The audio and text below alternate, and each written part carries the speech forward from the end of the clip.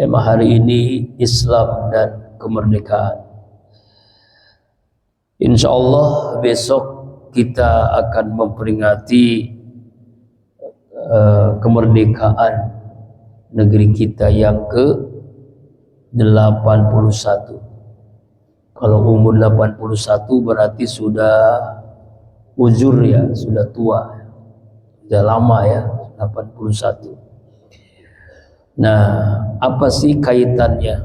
Kalau kita lihat sejarah, jas merah, jangan lupakan sejarah. Kemerdekaan itu ketika direbut oleh para pendiri negeri bangsa ini, dipertaruhkan nyawa, harta, ya, semuanya dipertaruhkan dengan kebanggaan, dengan kalimat takbir Allahu Akbar. Imam Bonjol dengan pakaian kebesarannya gamis, Pangeran Diponegoro dengan pakaiannya muslim, begitu luar biasanya membangkitkan semangat santri, para kiai, para mujahid ketika merebut kemerdekaan dari penjajah Belanda, Jepang, Sekutu. Bung Tomo dengan kalimat takbirnya, kata Bung Tomo, seandainya tidak ada kalimat takbir, sulit membangkitkan semangat arek-arek Surabaya untuk mempertahankan kemerdekaan. Bayangkan kalau kalimatnya bukan takbir, perang, mungkin tidak bikin gemetar itu pasukan Belanda. Tapi kalau takbir Allahu Akbar, itu yang membangkitkan semangat para pemuda, ya, para santri untuk mempertahankan kemerdekaan. Nah, kalau kita lihat ternyata tanggal 17 Agustus itu, ya, ketika diproklamirkan di bulan suci Ramadan, di tanggal 9, di rumah seorang habaib, seorang ulama, di hari Jumat di jam 10 pagi. Allah Akbar. Itu bukan sesuatu yang kebetulan, Allah sudah menakdirkan. Kemudian dalam pembukaan Undang-Undang Dasar 45, kemerdekaan itu bukan hadiah Jepang, bukan pemberian Belanda, tapi benar-benar atas berkat rahmat Allah yang Maha Kuasa. Seandainya bukan karena rahmat Allah, tidak mungkin negeri ini merdeka. Bayangkan ketika itu dengan alat yang sederhana, bambu runcing, mengalahkan bom, mengalahkan peralatan yang sangat canggih waktu itu. Mustahil, impossible. Tapi itulah kalau Allah sudah menakdirkan negeri ini merdeka atas berkat rahmat Allah yang Maha Kuasa. Dan itu tertera dalam Undang-Undang Dasar 1945. Mari kita lihat 17 Agustus kalau dikaitkan dengan tanggal 17 Ramadan, dikaitkan dengan 17 Ramadan, dikaitkan dengan ayat kursi. Nah, ini baru tahu nih. Ternyata kalau kita baca ayat kursi, Allahu la ilaha illa wal hayyul qayyum, itu jumlah kalimat Allah atau asma Allah, sifat Allah, itu jumlahnya 17. Allah la ilaha illa wal hayyul qayyum. Hayyul qayyum, al hayyu al qayyum, nama Allah yang maha hidup, yang maha berkuasa, ya kan?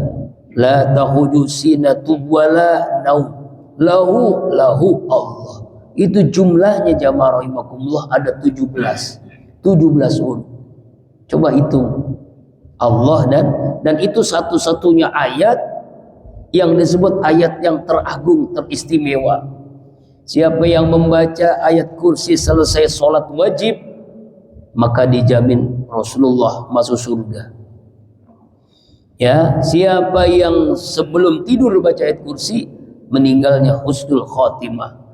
Siapa orang yang mau bepergian membaca ayat kursi, Allah jaga, Allah lindungi dengan ayatnya. Makanya ayat kursi ini ayat yang luar biasa.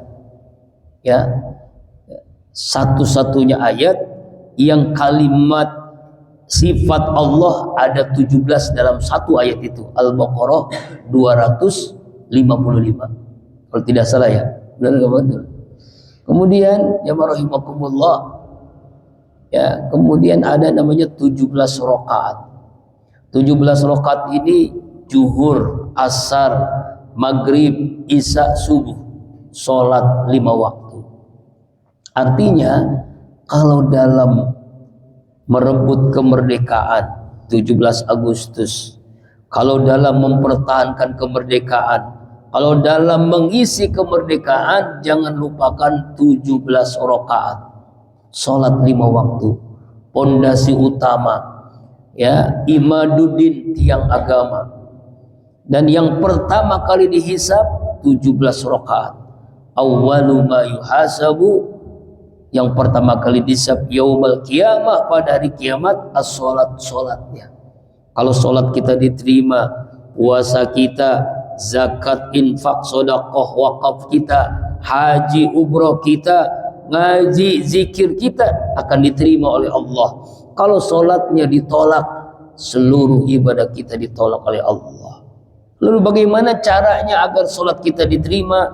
Qad aflahal mu'minun alladzina hum fi sholatihim khashi'un. Sungguh sukses orang yang beriman yang melakukan sholat dengan khusyuk, dengan kehusuan sholat, maka dia diterima sholatnya, seluruh amal ibadahnya diterima. Nah, saya ulang lagi ya, pernah kita bahas, ada 5 tahapan khusyuk agar kita menjadi orang yang sukses. Yang pertama, khusyuk persiapan, mulai dari istinja yang benar, wudu yang sempurna, ya, kemudian pakaian yang sesuai dengan pakaian sholat, ya, kemudian hartanya suci, hatinya suci, ya, baik suci badannya, tempatnya, harta dan hatinya pun suci. Ini khusyuk persiapan. Setiap azan berkumandang dia jawab, bahkan dia setelah itu berdoa kepada Allah, Allahumma robba haji da'wati tamah. Itulah undangan yang sempurna, khusyuk persiapan. Kita minta ketika sebelum takbiratul ihram agar Allah lindungi dari tipu daya syaitan. Makanya ulama mengajarkan sebelum takbiratul ihram itu kita membaca surah An-Nas, Qul a'udzu birabbin nas, ya kan, sampai selesai supaya kita benar-benar khusyuk, dijauhkan dari tipu daya syaitan yang terkutuk. Yang kedua, khusyuk gerakan. Gerakannya seperti apa? Sallu kama ra'aitumuni usolli, salatlah sebagaimana ku salat, tumakninah. Bahkan Imam Syafi'i, tumakninah itu bagian dari rukun salat. Artinya kalau sholatnya tidak tumanina, tidak sah sholatnya. Misalnya gerakannya cepat, 7 menit 27 rakaat, nggak jelas ruku sujudnya, ya, itu sholatnya tidak diterima oleh Allah. Sholatnya khusyuk itu gerakannya sesuai dengan apa yang diajarkan Rasulullah. Bagaimana Rasulullah itu berdiri, ruku, sujudnya lama. Kemudian yang ketiga, khusyuk bacaan sholat. Khusyuk bacaan. Bagaimana caranya? Kita pelajari lagi tajwidnya, makharijul hurufnya, bacaan sholatnya benar atau tidak. Setelah itu kita mulai sedikit-sedikit kita tahu artinya. Misalnya duduk di antara 2 sujud. Inilah bulan Agustus, bulan 8. Dari doa yang kita panjatkan dalam sholat, Rabbik firli warhamni wajburni warfa'ni warzuqni wahdini wa'afini wa'fu'anni. Ini ternyata rahasianya kenapa Agustus bulan 8. Karena doa kita 8 permohonan ketika duduk di antara 2 sujud. Khusyuk bacaan pahami artinya. Rabbighfirli ya Allah, ampuni hamba. Warhamni ya Allah, sayangi hamba. Wazburni ya Allah, tutupi aib hamba. Warfa'ni ya Allah, angkat derajat hamba. Warzukni, berikan hamba rezeki. Wahdini, berikan hamba petunjuk. Wa'afini, sehat walafiatkan hamba. Doa itu doa mustajab. Doa di sholat, dalam sholat 8 permohonan. Khusyuk bacaan. Lalu yang keempat, khusyuk pikiran. Pikiran ini akan khusyuk kalau bacaan kita pahami, kita hayati, maka pikiran pun akan menuju kepada apa yang kita lakukan itu. Tidak mungkin ketika kita memikirkan Rabbi firli warhamni, ampuni hamba, sayangi hamba, mikirin hutang, mikirin kondangan, mikirin cicilan, mikirin keluarga, anak dan semuanya. Gak mungkin. Kenapa? Karena kita pikirannya kepada bacaan sholat. Jadi sebenarnya kiat supaya pikiran khusyuk dalam sholat, pikirkan apa yang kita lakukan dalam sholat. Ketika berdiri, kita baca Al-Fatihah, kita renungi surah Al-Fatihah. Setelah Al-Fatihah kita baca surah, misalnya ketika sholat sendiri atau sholat berjamaah, kita nikmati bacaan imam itu. Kemudian ketika ruku, subhana rabbiyal azimi wa bihamdi. Kemudian ketika sujud, subhana rabbiyal a'la wa bihamdi. Sampai selesai sholat, kita hayati, kita pahami, maka pikiran pun akan khusyuk. Lalu yang puncaknya khusyuk adalah al-qalbu, khusyuk hati, khusyuk perasaan. Lau kanatil khusyuk fil qalbi kullu al khusyuk. Seandainya hati perasaan khusyuk, maka kita akan khusyuk seluruhnya. Bagaimana sahabat ketika sholat, ya, orang-orang kafir menyerang dengan anak panahnya, nggak terasa itu, Pak. Baru selesai tahiyat salam, baru merasakan itu badannya sudah berdarah. Allahu Akbar. Itulah sahabat. Nah, itu ya 17 rakaat. Yuk kita lakukan dengan khusyuk agar sholat kita bisa mewarnai, mengisi kemerdekaan 17 Agustus. Kemudian 17 Ramadan. 17 Ramadan ini ada turunnya Al-Quran. Kita berpegang teguh Al-Quran. Jangan sampai rumah kita tidak ada Al-Quran. Rasulullah bersabda, nawwiru buyutakum bitilawatil Quran. Terangi rumah kalian dengan Al-Quran. Rahmati kami dengan Al-Quran. Lindungi kami dengan Al-Quran. Dengan syafaat dengan Al-Quran. Ya, sudahkah hari ini kita baca Al-Quran? Kalau kita tidak baca Al-Quran, seperti ibarat kata Rasulullah itu rumah kosong. Kalau rumah kosong bagaimana? Mudahnya maling memasuki rumah kita, yaitu setan, tipu daya setan yang terkutuk. Makanya baca Al-Quran, walaupun ya 1 lembar lah minimal. Apalagi sampai 1 juz bisa, apalagi luar biasa. Jangan sampai dalam 1 hari itu kita tidak melihat Al-Quran. Lihat Al-Quran, kita baca, apalagi kita bisa pahami artinya, kita nikmati apa itu Al-Quran. 17 Ramadan turunnya Al-Quran. Nah, kalau ini kita memperingati Agustus dengan 3/17 ini, insya Allah berkah negeri ini. Jangan sampai memperingati Agustus ya dengan dangdutan, dengan kemaksiatan. Ini berkhianat kepada pahlawan negeri kita. Ya kan, atas berkat rahmat Allah hari Jumat. Ya. Tapi kok kenapa memperingati kemerdekaan dengan dangdutan, dengan kemaksiatan? Ini kan rasanya sangat naib. Padahal perintah Allah, kalau kita menang merdeka, itu kan atas berkat pertolongan Allah. Coba kita lihat dalam surah An-Nasr misalnya. A'udzubillahi minasyaitonirrajim. Bismillahirrahmanirrahim. Idza jaa nasrullahi wal fath wa ra'aitan nasa yadkhuluna fi dinillahi afwaja. Apa yang Allah perintahkan? fasabbih bihamdi rabbika wastaghfir innahu kana tawwaba. Apabila pertolongan Allah dan kemenangan, kita kaitkan ini kan, ini ayatnya tentang Fatu Mekah, kemenangan Rasulullah atas kota Mekah. Islam menang di kota Mekah ini, dibebaskan oleh Allah. Berbondong-bondong orang kafir masuk Islam. Kau lihat ya Rasulullah. Lalu apa yang Allah perintahkan kepada Rasulullah dan para sahabat dan kita kalau kita menang? Fasabbih, bertasbih, bihamdi rabbika, dengan memuji Allah, alhamdulillah.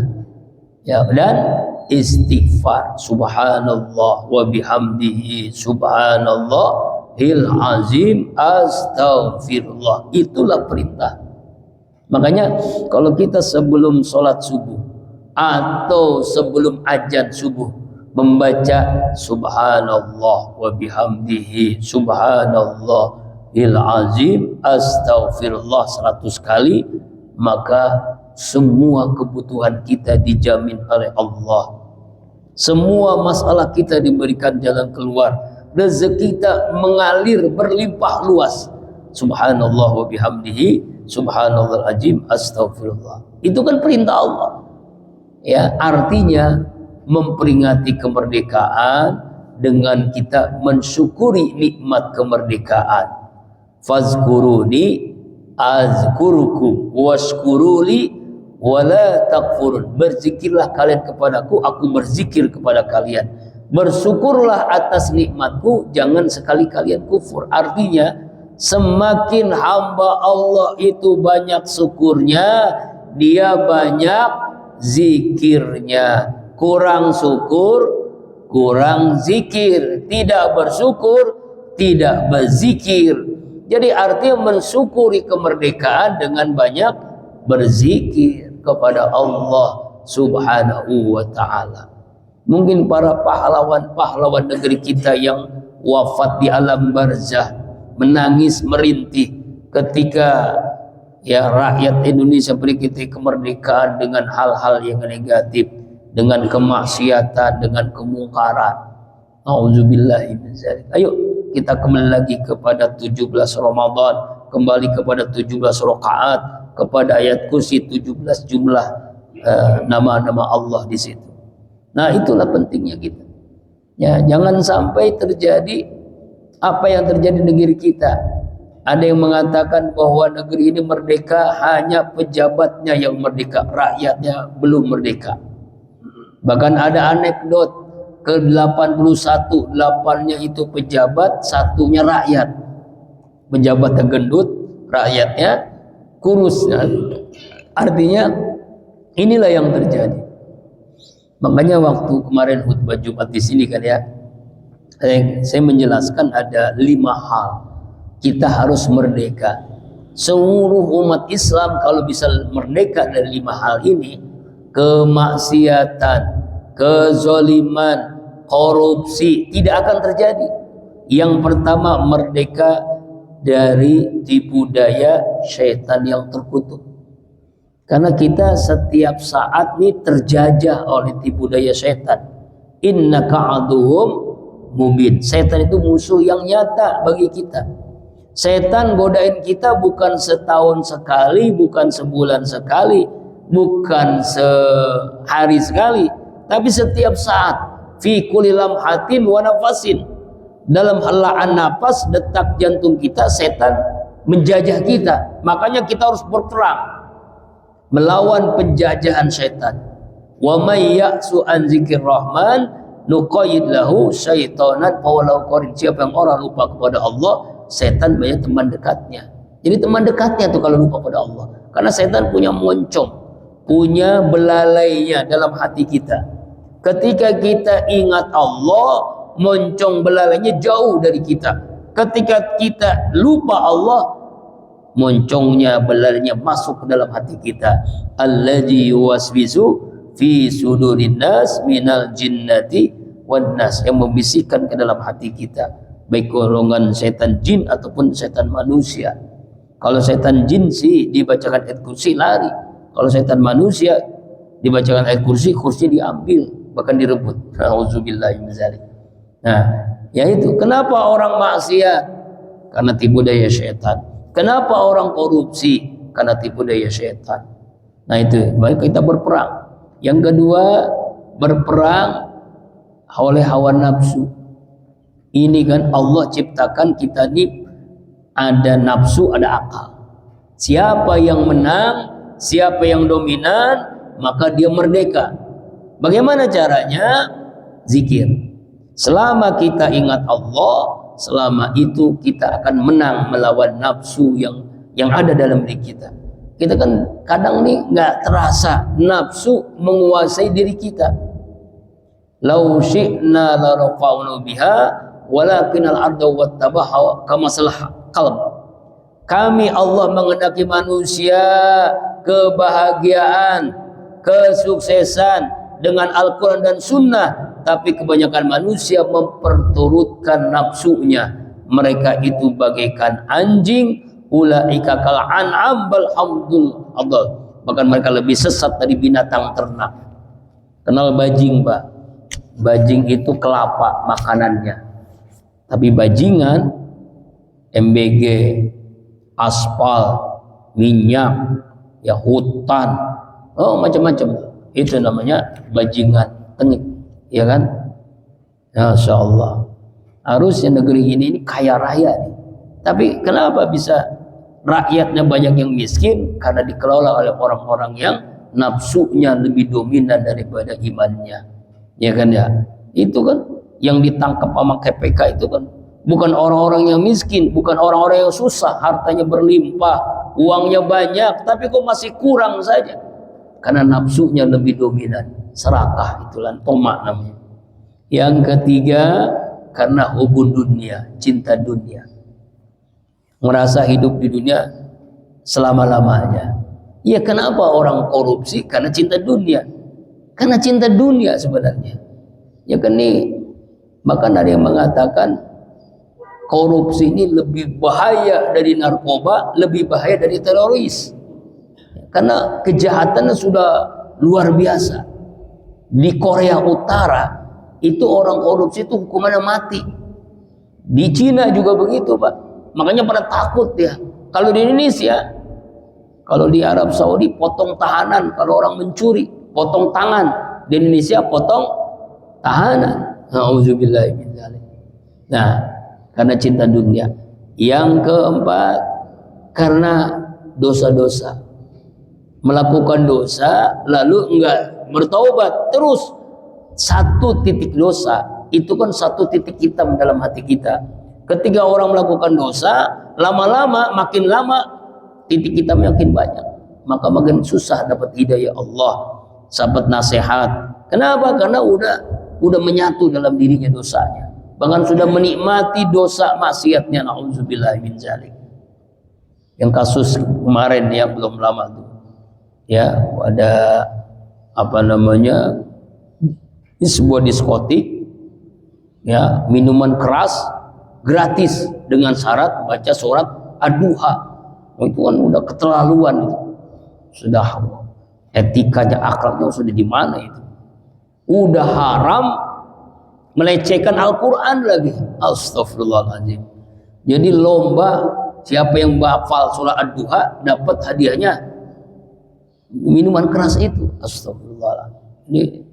Ini udah keterlaluan nih. Ya, tapi udah tersangka ya. Insyaallah hukumannya berat. Yang terakhir karena perangai buruk.